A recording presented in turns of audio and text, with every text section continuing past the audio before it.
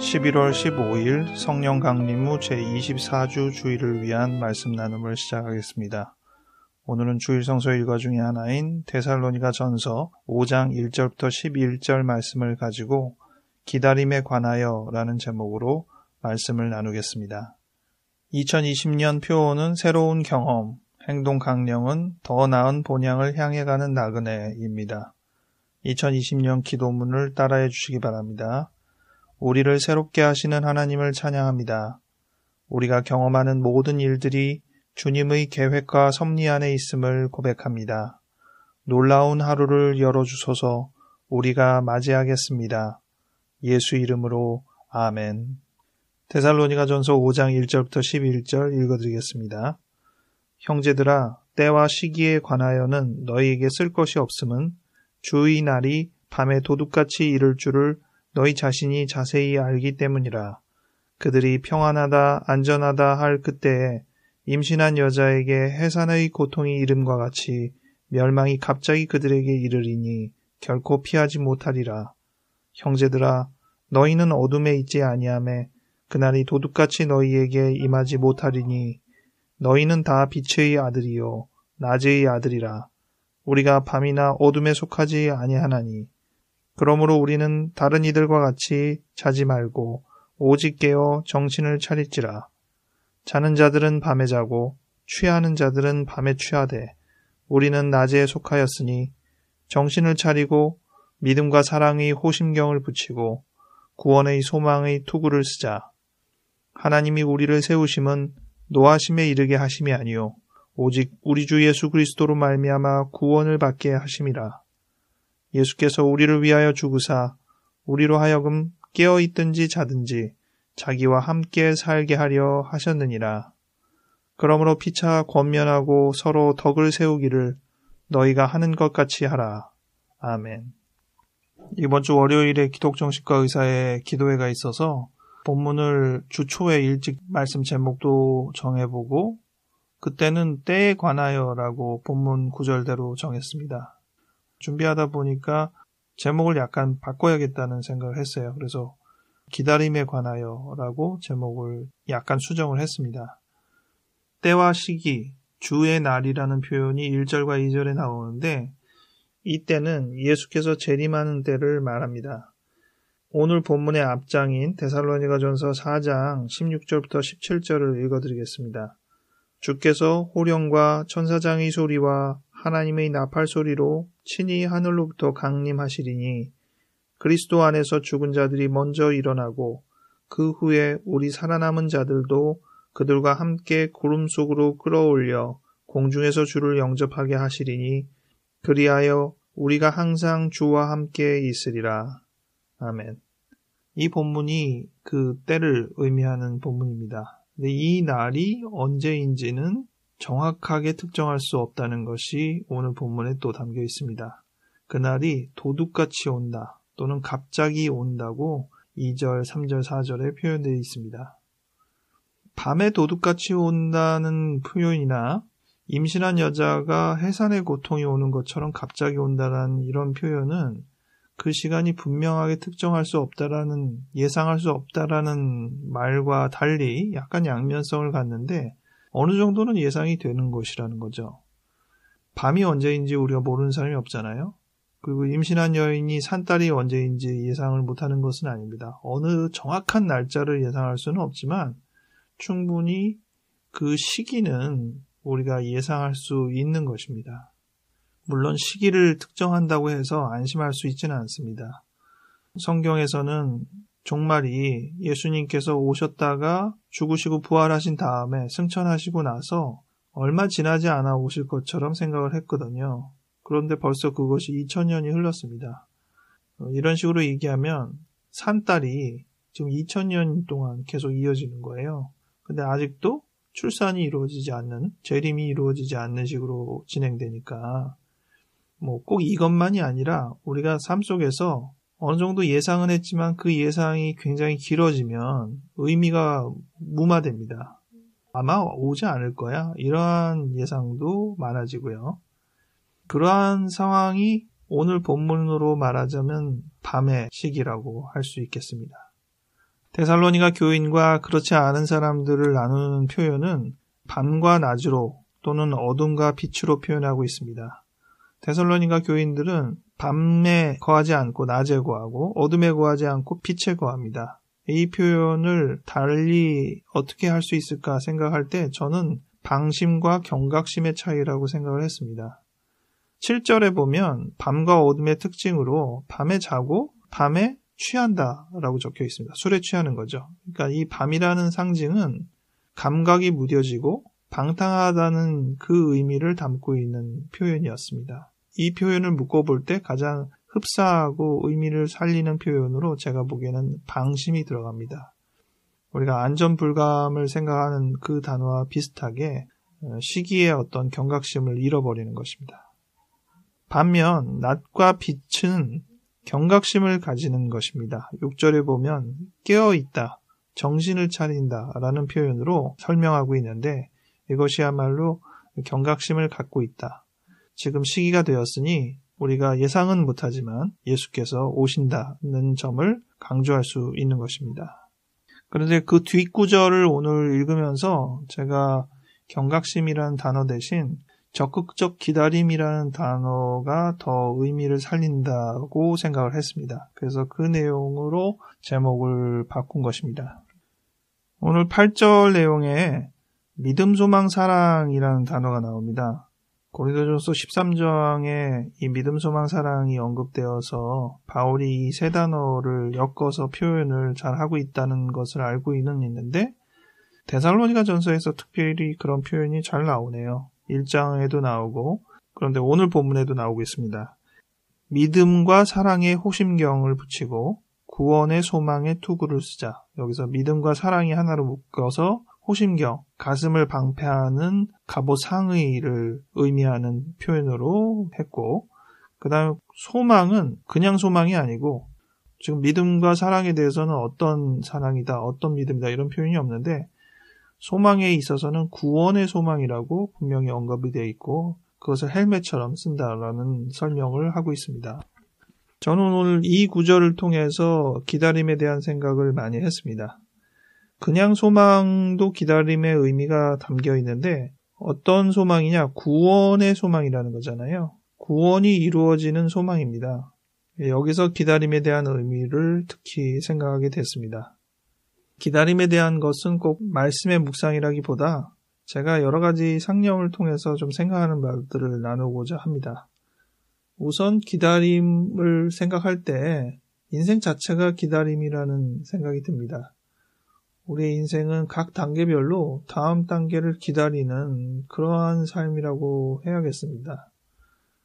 중학교가 되면 고등학교를 기다리고 고등학교가 되면 대학을 기다리고 대학교가 되면 직장을 기다리고 모든 것이 그 다음 단계를 기다리는 어떤 그러한 과정처럼 여겨집니다. 심지어 우리의 삶은 죽음을 기다리는 시기가 아닌가.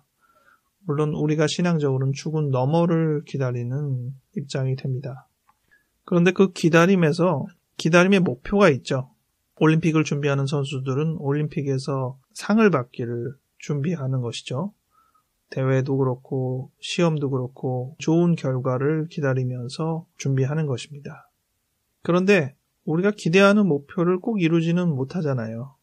우리의 기대와 다른 결과를 우리가 얻을 수도 있는데도 불구하고 우리는 기다립니다. 그렇다면 그 기다림은 헛된 것인가? 잘못된 것인가? 그래서 나오는 표현 중에 하나가 기다림의 목표보다는 기다림 자체가 중요하다. 이러한 얘기를 하게 됩니다.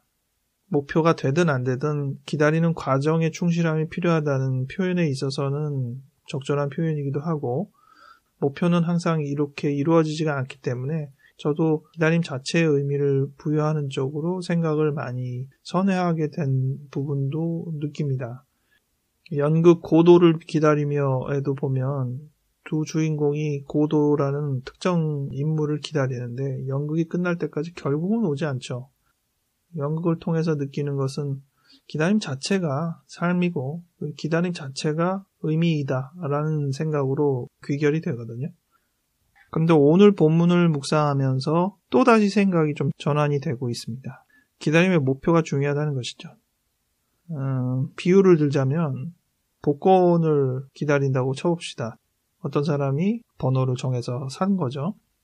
근데 어떤 사람은 기다림의 행위가 중요하다는 생각에 복권을 사지는 않지만 똑같은 심정으로 번호도 한번 정해보고 기다려봤다는 것이죠.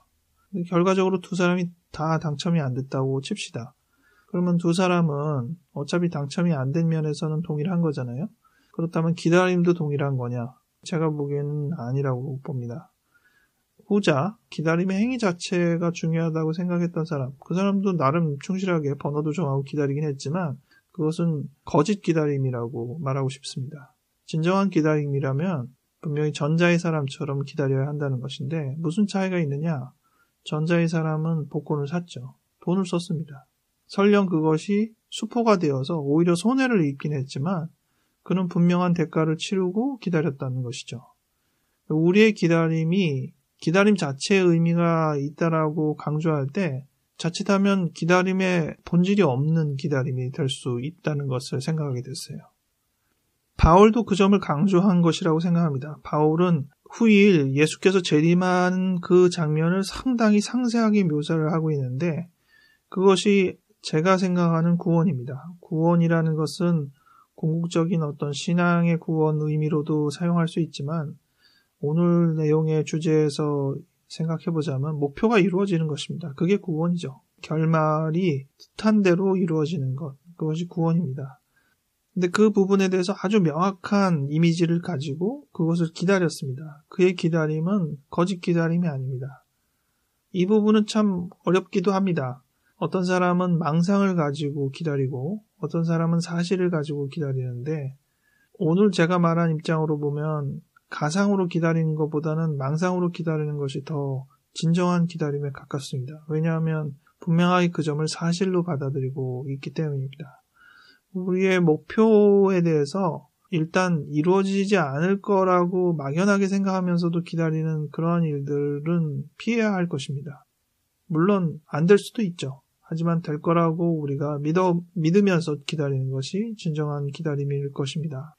그런 면에서 기다림은 여러 가지를 같이 수반합니다. 대표적으로 불안을 수반하고요. 과거의 그 기다림의 실패들, 수포로 돌아간 여러 가지 상황들을 돌이켜보면서 우리의 열등의식이 부각이 됩니다. 진정한 기다림에는 이러한 불안과 열등의식을 피할 수 없습니다. 우리가 기다린다고 하면서 이 부분을 감당하지 않으려고 한다면 그것은 진정한 기다림이 아닙니다. 오히려 불안하고 목표를 이루지 못할 것이라는 어떠한 예상들, 이런 것들을 감당하면서 동시에 우리가 확신을 갖는 것이 우리에게 필요합니다. 또 우리의 기다림의 자세에서는 마냥 기다리거나 넋놓고 기다리는 것을 피해야 합니다.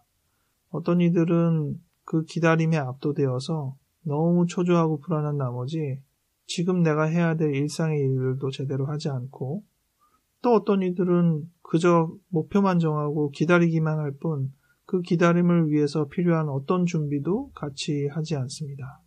이 두 가지를 우리가 피해야겠죠.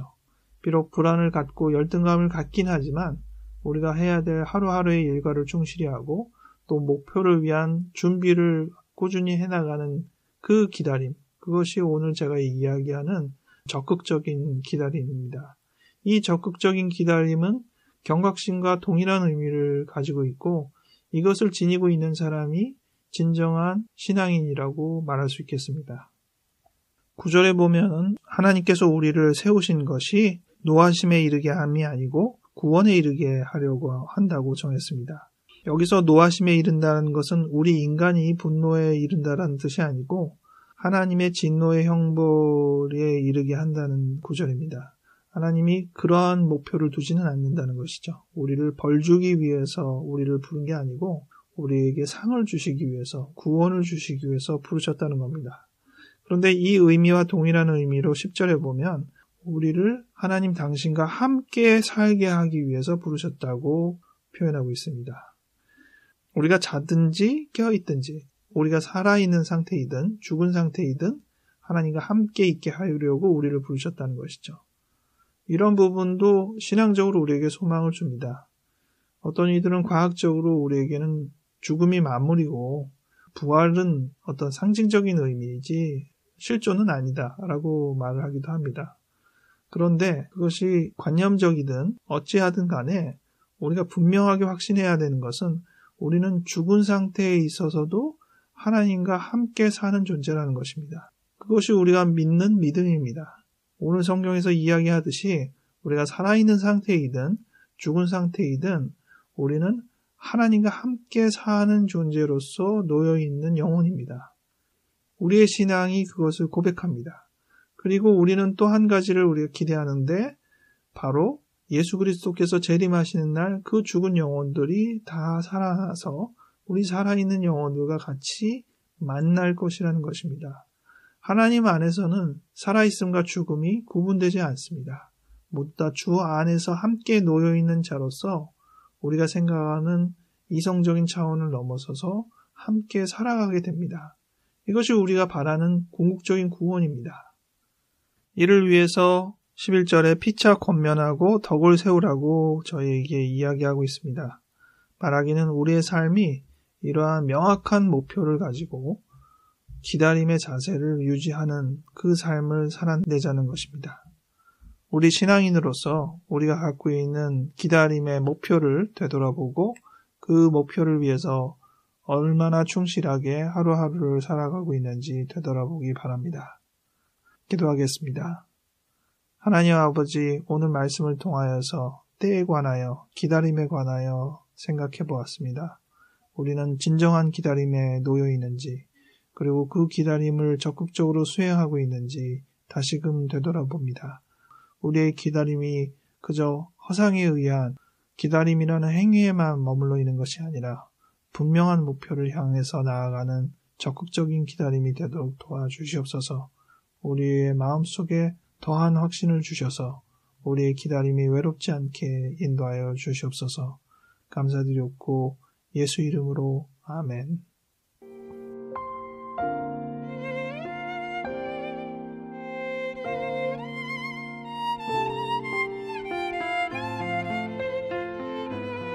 우리는 또 2021년을 기다리고 있는 상황입니다. 우리의 기다림이 마찬가지로 적극적으로 준비하며 또 오늘을 충실히 살아가며 기다리는 시간이 되기 바랍니다. 다음 주에 다시 뵙겠습니다.